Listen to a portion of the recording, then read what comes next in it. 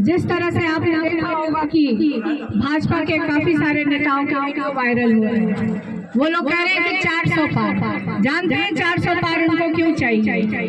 क्योंकि वो संविधान में संशोधन करना चाहते हैं। आप लोगों को याद है कि 2014 में और 2019 के चुनाव में हमारे प्रधानमंत्री नरेंद्र मोदी जी ने क्या क्या वादे किए थे। सबसे ज्यादा अगर किसी को इसमें अच्छा लगा तो वो हमारे नौजवान भाइयों, एक भी कहीं भी रोजगार नहीं, कहीं नौकरी नहीं। दूसरा अगर किसी को अच्छा लगा तो वो हमारे इस देश के किसान भाइयों को, उनको कहा गया कि उनकी आय दुगनी कर देंगे। देश की आबादी 140 करोड़ है और 140 करोड़ वाले आबादी वाले देश में प्रधानमंत्री जी 80 करोड़ लोगों को 5 किलो अनाज दे रहे हैं, तो गरीबी कहाँ है? ये देश का चुनाव है, ये संविधान बचाने का चुनाव है, ये आपके और अपने और हमारा अधिकार बचाने का चुनाव है। आप लोग को पता है कि 2024 का लोकसभा का चुनाव चल रहा है और हम सब आपके बीच आए हैं आपका आशीर्वाद और आपका बहुमूल्य वोट मांगने के लिए। लेकिन मैं बता देना चाहती हूँ आप लोग को कि ये जो 2024 का चुनाव ये कोई अकेले निशा भारती का चुनाव नहीं है, उल्टा नहीं रखे ना आप।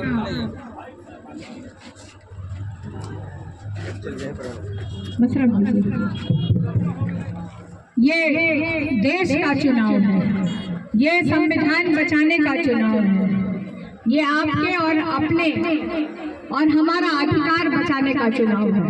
जिस तरह से आपने देखा होगा कि भाजपा के काफी सारे नेताओं के वीडियो वायरल हो रहे हैं, वो लोग कह रहे हैं कि 400 पार। जानते हैं 400 पार उनको क्यों चाहिए? क्योंकि वो संविधान में संशोधन करना चाहते हैं। वो चाहते हैं कि आपका और हमारा जो वोट का अधिकार है उसको छीन लिया जाए। शायद इस बार अगर हम लोग एकजुट नहीं रहे तो इस देश में आगे कोई चुनाव भी नहीं होगा। आप लोगों को याद है कि 2014 में और 2019 के चुनाव में हमारे प्रधानमंत्री नरेंद्र मोदी जी ने क्या क्या वादे किए थे। सबसे ज्यादा अगर किसी को इसमें अच्छा लगा तो वो हमारे नौजवान भाइयों, उनको क्या कहा गया कि प्रत्येक वर्ष 2-2 करोड़ नौकरी मिलेगी, जो कि 10 वर्षों में 20 करोड़ होती है। एक भी कहीं भी रोजगार नहीं, कहीं नौकरी नहीं।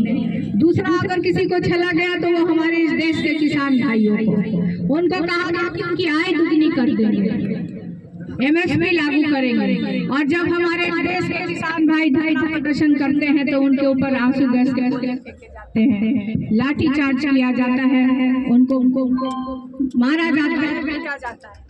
दूसरे तरफ कहा गया कि हम महंगाई कम करेंगे, महंगाई तो कम हुई नहीं है। एक तरफ हमारे प्रधानमंत्री जी कह रहे हैं घूम घूम के कि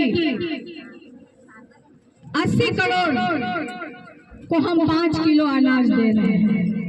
आप इस देश का दुर्भाग्य देखिए और प्रधानमंत्री का देखिए कि आज देश की आबादी 140 करोड़ है और 140 करोड़ वाले आबादी वाले देश में प्रधानमंत्री जी 80 करोड़ लोगों को 5 किलो अनाज दे रहे हैं, तो गरीबी कहाँ है?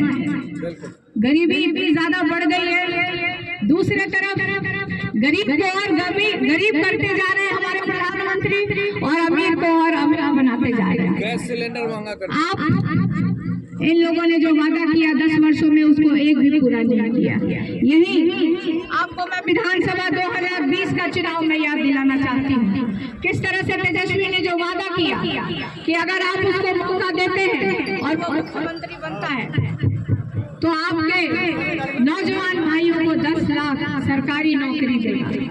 हमें मौका मिला, हमने 17 महीनों में जो इस देश के इतिहास में कभी नहीं हुआ, तेजस्वी ने 5 लाख रोजगार देकर के दिखाया है।